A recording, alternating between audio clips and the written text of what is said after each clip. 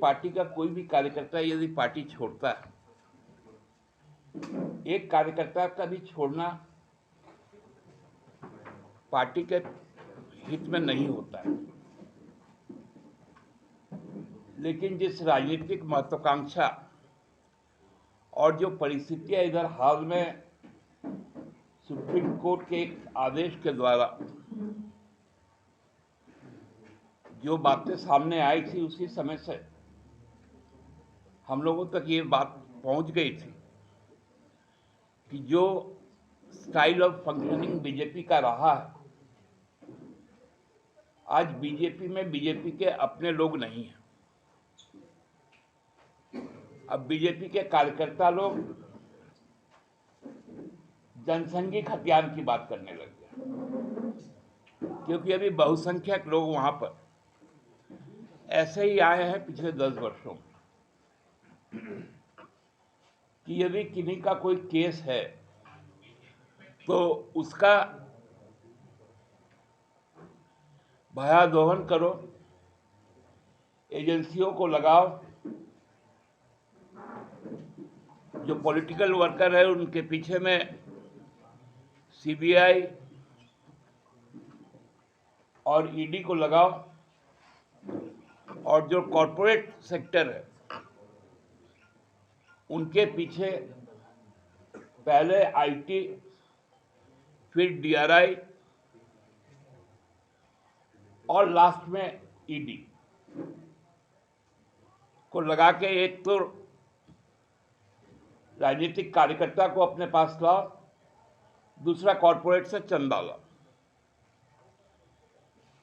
तो ये style of functioning जहां पर है, वहां इस तरह की बातें होना बड़ा स्वाभाविक है।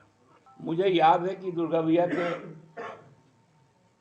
दुखद निधन के बाद दुर्गा भैया को अपने बीच में पाने के लिए हम लोगों ने भाभी को न केवल जामा से विजयी बनाकर लगातार तीसरी बार भेजा, ये कार्यकर्ता ही भेजते हैं। पार्टी ने भी उनकी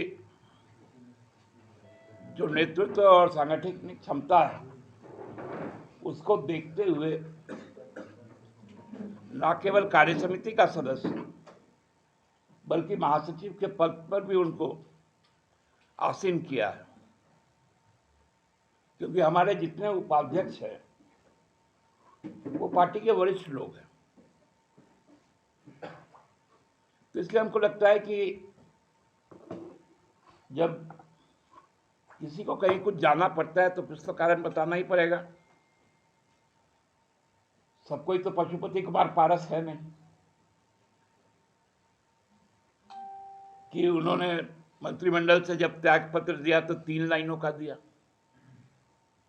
उन्होंने धन्यवाद भी दिया, लेकिन जो खामोशी उनके अंदर है, जिस प्रकार से भारतीय जनता पार्टी ने उनको यूज एंड थ्रो किया,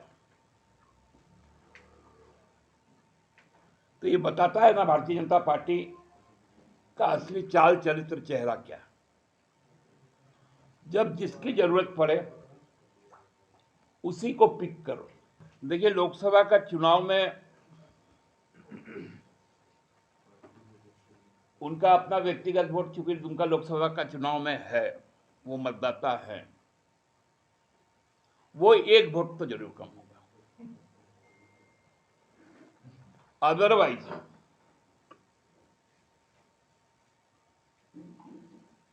मैंने पहले भी कहा कि बहुत कोई घूमने घामने निकले थे,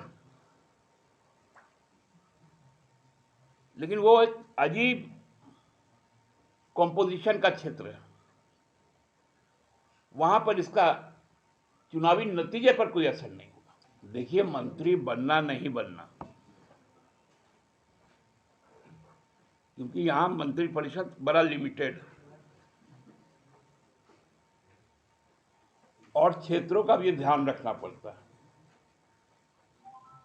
आयु वर्ग का भी ध्यान रखना पड़ता है, सभी का संतुलन बना के ही मंत्रिपरिषद बनता है। इसलिए कोई कमिटमेंट किसी के साथ किसी का होता नहीं। जहाँ तक दुमका लोकसभा क्षेत्र है, वहाँ पार्टी का जो भी समर्पित कार्यकर्ता है वो जानता है कि उसका कर्तव्य क्या है। गुरुजी का जो भी आदेश होगा, वह व्यक्ति कोई भी हो, उसकी जीत सुनिश्चित करने में हर कार्यकर्ता अपना सब कुछ समर्पण करेगा। इसलिए वैसी बातें नहीं। भाभी हम लोगों के साथ रही, आज जहाँ पर भी हैं गई हैं, वहाँ पर भी उनको उनकी आकांक्षित सफलता मिले, इसकी शुभकामना है। कि 10 बजे के कुछ देर के बाद ये वक्तव्य हम लोगों के पास में आया था, जो चिट्ठी आप लोग देख रहे हैं। हम लोगों ने गुरुजी के पास इस बात को पहुंचाया, तो गुरुजी ने कहा कि ठीक है, हम बात करेंगे, मेरे परिवार का मामला। लेकिन तब तक में ये फिर खबर आ गई